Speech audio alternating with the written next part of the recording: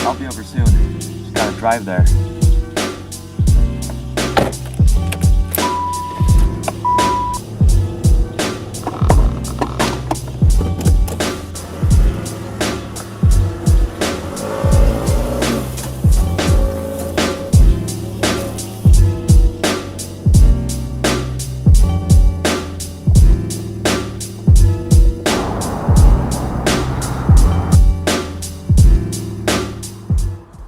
Alright, so this is a Moto Z2, and this is a bit of an impromptu video about how I unexpectedly came to love this phone. Now, the Motorola Z2 Force was Motorola's flagship phone back in 2017, and I originally only bought this thing to use as part of a video featuring a Moto mod, which I won't be showing here to reduce spoilers. But needless to say, this phone turned into something far more than just a video prop.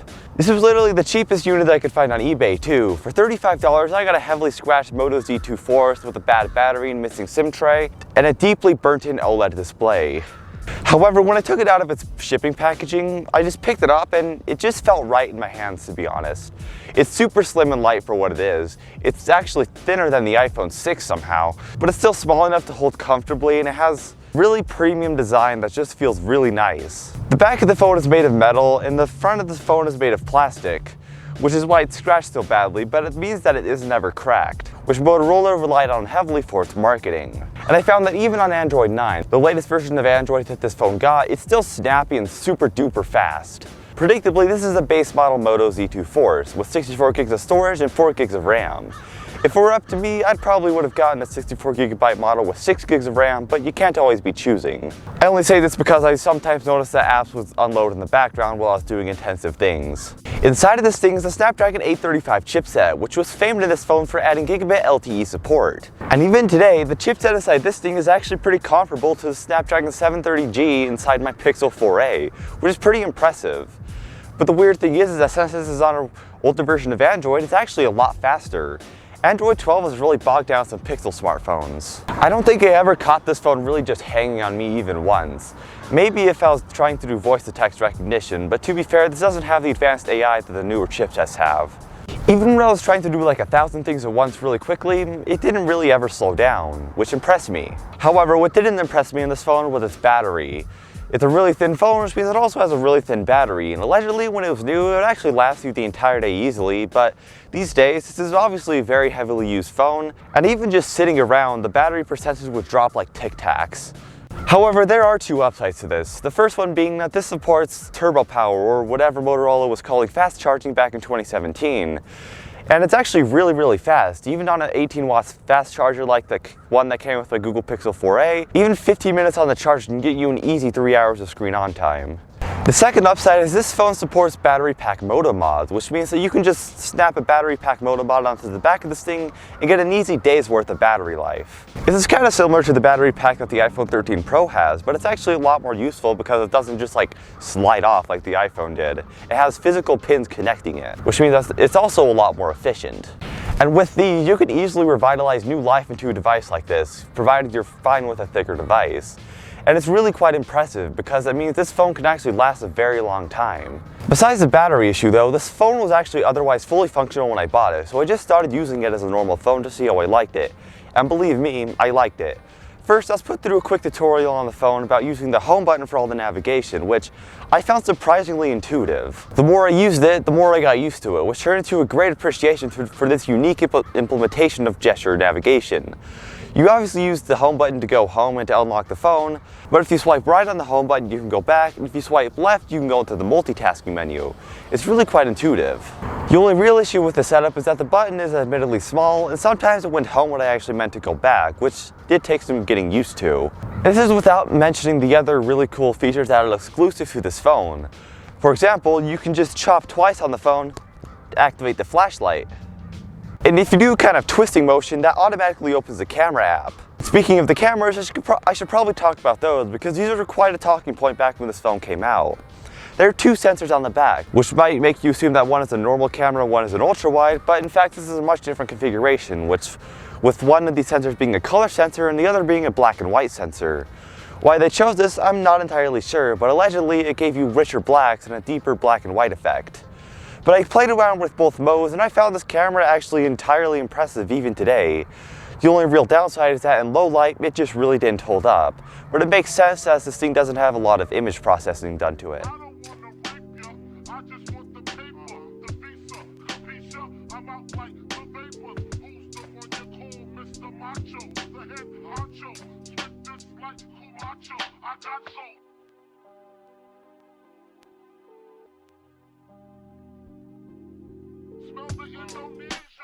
But in daytime scenes where you have even lighting and nice contrast, these 12 megapixel sensors really do the job even today.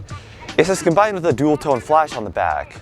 And speaking of flash, on the front there's also a flash combined with this 8 megapixel front facing camera.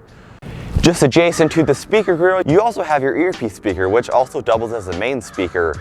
And to be honest, it's really quiet, it doesn't sound very good at all, which I almost think is a move to make people buy the JBL Sound Boost Moto mod, but I can't be entirely sure because this phone is so thin that it might make sense that they weren't able to fit a speaker or headphone jack on the bottom, which, yeah, this phone doesn't have a headphone jack.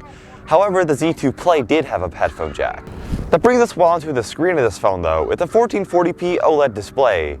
But unfortunately, it's not a really great OLED. This was really good when it came out, and it does have really nice saturated colors, but it's unfortunately color inaccurate, and it suffers from burn really badly. I noticed that almost all the units I saw online had burn-in. However, while you're watching movies and stuff, you can't really notice burn-in that much unless you're looking at a completely white background.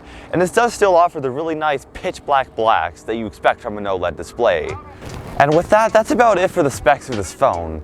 However, I want to talk a bit more about this phone as a whole because I think it's pretty important to deciding if you actually want to buy one or not. And to me, this is one of those phones that really shows Motorola's phase of like really trying to do something crazy and innovative.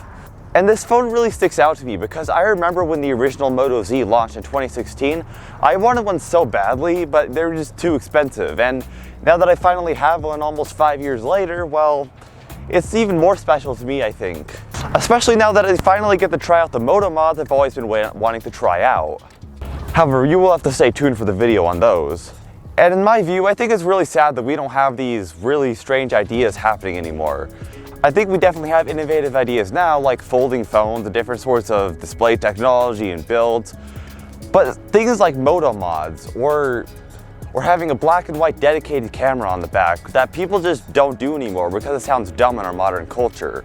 To put it bluntly, I still wish phones were just cool for the sake of being cool, whether or not it had an actual functional purpose for the phone as a whole. And I also wish phones could just be cool and good at the same time.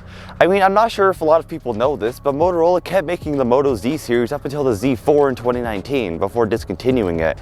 But by then, people lost interest in the Z series, and for the Z4, it just looked like a generic Android phone with some pins on the back. All they did was snap some low-end Snapdragon chip in it and be done. It's really unfortunate in my opinion. And it's not to say that phones are innovative and creative these days either, because there are some brands that are doing some really incredible things with their phones. But it's to point out that in 2017, people were all over this phone, even though it was a fairly niche thing. However, something like this released today, well, I'm sure you could predict that not many people would be over it. Back then, people weren't criticizing this phone because the Moto mods were useless and didn't serve a purpose.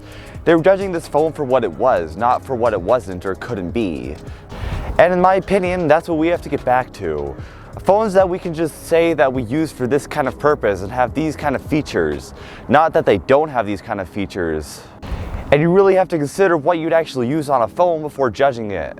And that brings me to basically the conclusion of this video. After judging this phone for what it is, do I recommend it? Well, for a certain type of person, I'd say absolutely yes. This phone is still very fast and very high quality. You can still pull this out of your pocket and people would not call you poor.